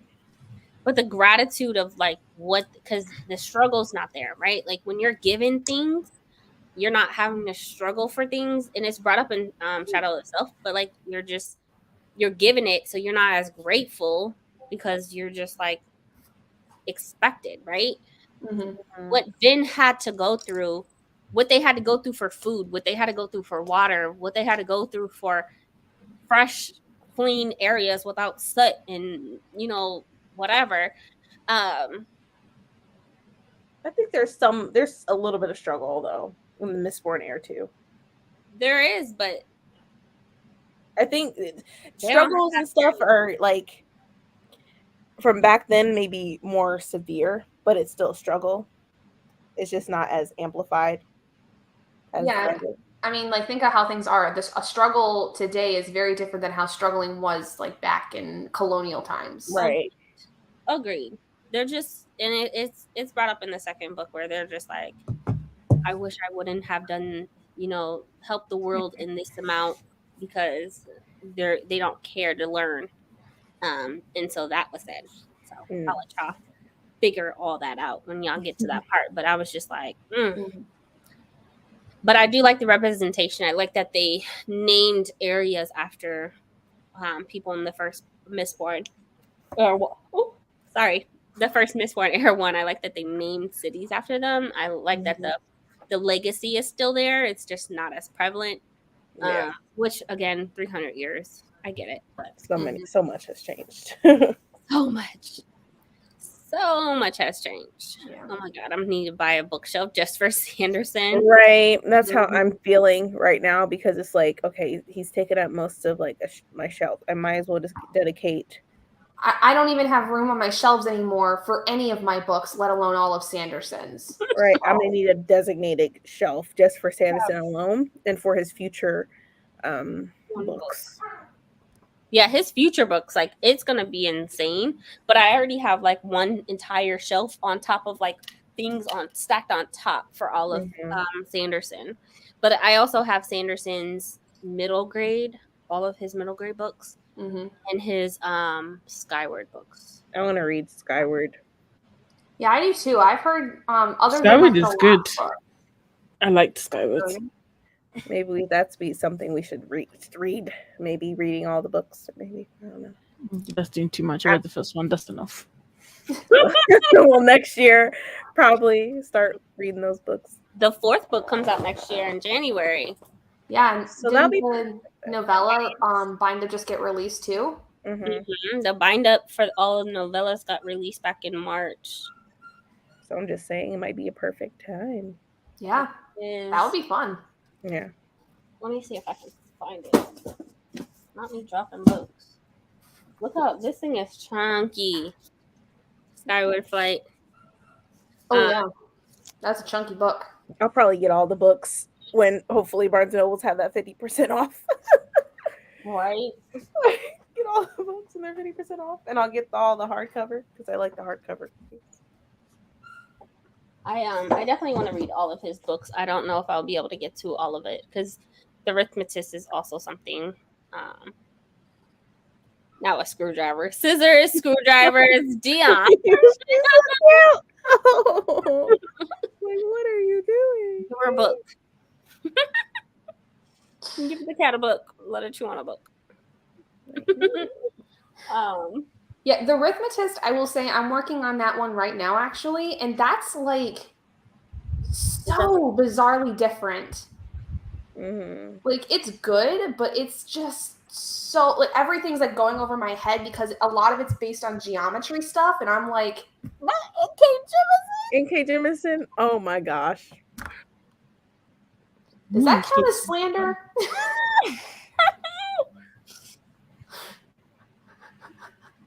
She's like, no, that's N.K. Jemisin. Get that out of my I want the face. special edition. She said, I want the. Dang. Bye, Brittany. Oh my Ooh, my gosh, heart the hurts. disrespect. We love her so much, and you just talk. I don't even do that to the books I don't like.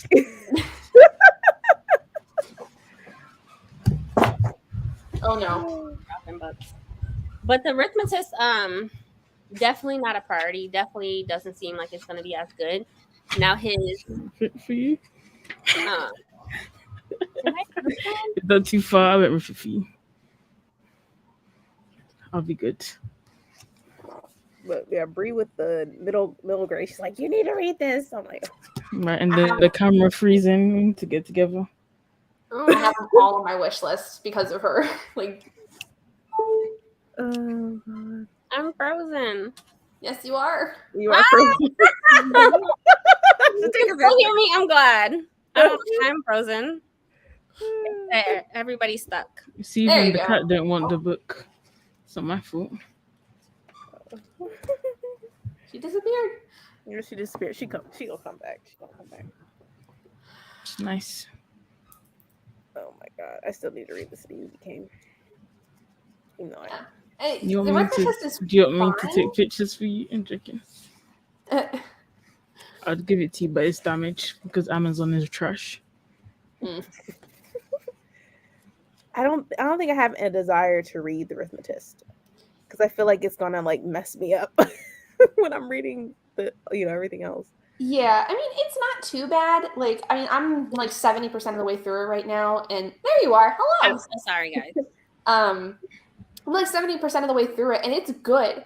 It's more of a mystery thriller than anything in a sense, because the whole thing makes it out to be where like it's just purely fantasy with steampunk vibes, but it's really like a big mystery book because you're trying to figure out who is causing the disappearances of these kids. But there's a lot to do with like the battle strategy that they have, like the way that they fight and the magic they have in this world is very geometry based. So some of it goes over your head. Sounds Like it's there's nothing specifically like math equations in it or anything, but like everything circles, ellipses, lines, and like just the battle strategy itself is a little confusing, but it's not too bad. like the use of metals and the way he explains it, but with lines and shapes. Pretty much, yeah. That's Like I said, like it mostly focuses on the mystery aspect, but the battle strategy part is important because it is a part of why I think that some of these kids are going missing. Like they're trying to fight somebody that's like trying to kidnap them, and this is how they fight, but they lose because this person's using a fighting style that nobody's seen before. That's kind of like what you learn very quickly. So I'll let y'all read it. Y'all let me know. yeah, right. It's not my favorite thing in the world. It's definitely sitting at kind of a 3-star for me right now, but it's definitely not the worst thing I've ever read. I think it's just kind of that weird middling, and it's right now only a standalone with, I think, the possibility of it being a series, and that's also why it's not as enticing because I don't know when the next book's going to come out. Right. So good luck. I don't know. I have no idea. But there's definitely 2 more books at some point. But middle grade, loved it. Yeah, she kept talking about it. Like, got me out of my slump. It got me out of my slump. Yeah, I did get out of her slump. People think that when you're in a reading slump, let's read a complex world book and dive into something big and deep. And no, read something fun. People hate reading because it's not enjoyable. It's not fun. Read something fun. And that was fun. Middle grade is fun. Middle grade is fun.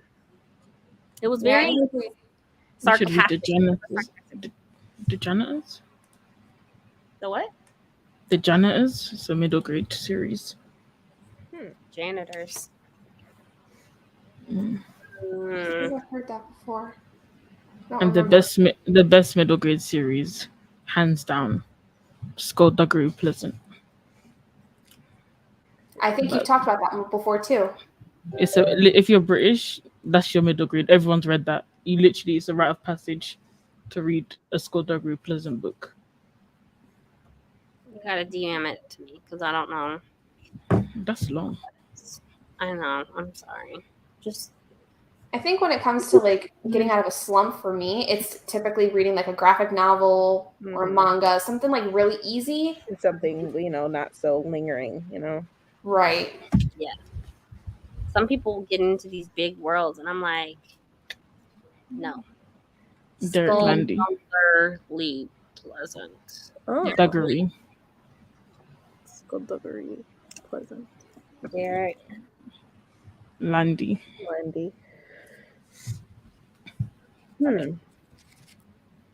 It's good. And he's still writing them. I thought he had died, but he hasn't. He's still writing them. Jeez. Wait, he died? No, I thought he died because, I read it when I was a child, but then I started reading it again when I was 18. So I was like, oh no, he passed, but he didn't. He's still writing them. Yeah, because one came out last year. And there's one coming out as well. This is a lot. There's nothing more dedicated than a middle grade series. That I definitely could agree with. Oh my god, there's so many. Yeah, they just released these new covers. These are new. The old covers were different.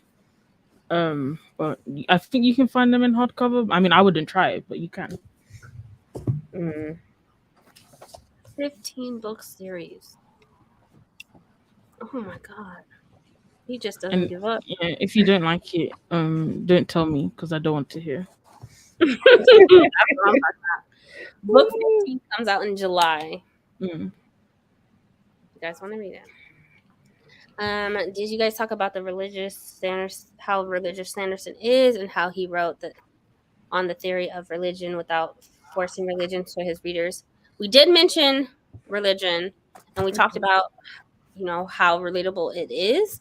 But absolutely, for someone who is a Mormon, you would think he would push it and put his belief in it and put what he believes in that book, and he does not. Right. Yeah. No, and that's, I think, what I love the most about this, because when I had first heard about Brandon Sanderson, when I was like in high school by friends who were at the time just getting ready, or having read him for so long, that was one of the things that I remember hearing the most about. And I'm like, no, there's no way he couldn't have at least mentioned it somewhere. I did not detect a single thing about Mormonism in here. Mm-mm. And I know at least a little bit of it because my husband's grandmother is Mormon. So like I'm aware of some of the things that they practice and some of the things that they believe, and none of that was in here. They're I was shocked. heavy on it too. They're firm believers, like heavy. Mm-hmm. And actually, if I'm not mistaken, even in the last handful of years, he hasn't like fully defected, but he definitely hasn't even like been holding to the standards of like most Mormon people. Mm-hmm. So like, I don't know if he's like kind of walking away from the church or what. He's probably no. I don't. He's so into his belief, like he's very religious.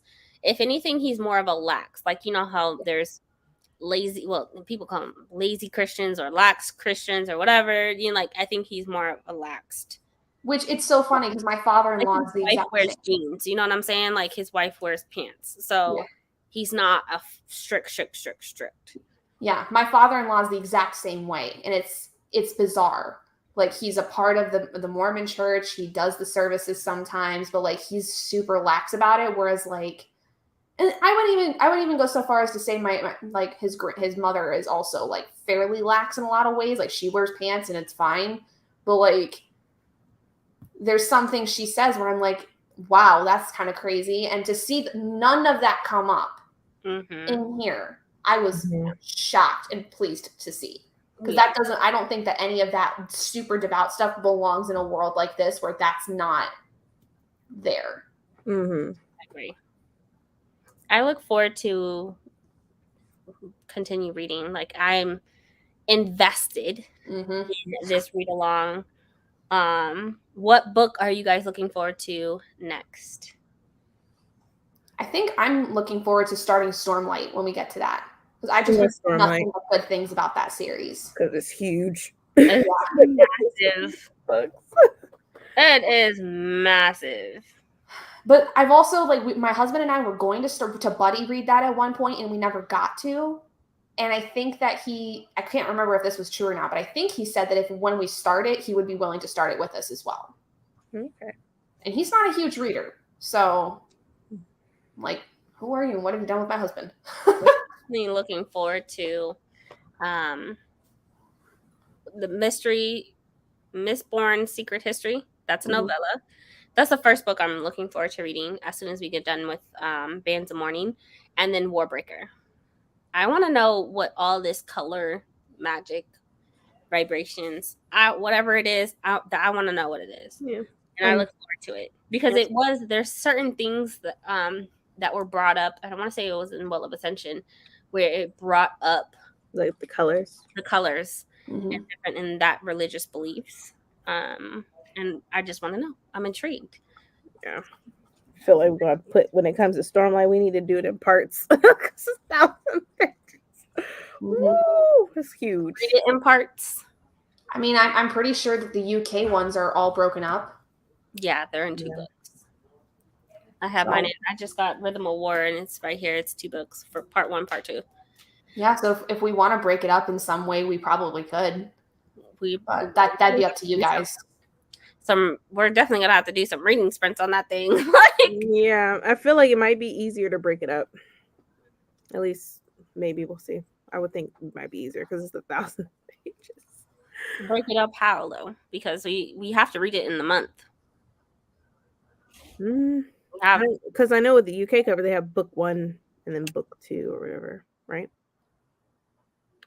I think. I'm not sure. What do you mean? Book 1, book 2? Yeah, it's like part 1 in the UK covers, anyways. They're broken down to 2 books, aren't they? Mm-hmm. They're broken down in 2 books, but I mean, like all of this, both books have to be read in 30 days. So for that month. So I mean, it's definitely possible. It would just be something you probably would have to dedicate almost all of your time to. You wouldn't be able to read very much else. Yeah, true. Yeah, I think it'll be fine. You'll finish it in a week. I know, probably not a week. You finish a 500, 600 page book in like 3 days. Like you got this. 1,000-page book. Yeah, it's just the book is big, but you gotta remember the words is small. So it may seem like I'll probably get through it that quickly, but no. Especially if I'm trying to like make sure I'm taking in everything that I'm reading because Yeah. there's a chance I'll probably miss some things. Probably 9 times out of 10. There's fireworks going on. But we also added, so the last month Rhythm of War, we also added the Lost Meadow at the beginning of the month. So you read Lost Meadow and then you read Rhythm of War. So have a smaller TBR. We're reading the books in 2022. Books with Brandy Shanae. The books will be read. Look, you got through J Legacy. Oh, that's nothing compared to Stormlight. I mean, technically, it's only like 1,200 pages. We'll You got see. it. You got it. We'll You see. don't have to wait till the end of the month to read it though. Like you just start at the beginning of the month. We'll see. I'll figure it out. Yeah, you got this. You have like what 4 months before we started. So yeah, I'm just gonna make sure I knock out what I want to read prior to that. So agreed. All right. Any final thoughts before we head out and log out? And I think I'm good. I'm good too. we talked about everything and what we're looking forward to, Mistborn Air 2, etc., etc. I'll leave the schedule below in the description. Give me some time to update that, but I'll go ahead and update it and then leave the schedule for the remainder of the year down below and all the books that we're reading from June all the way through December, so you guys know as well. All right. All right. Good night, everyone.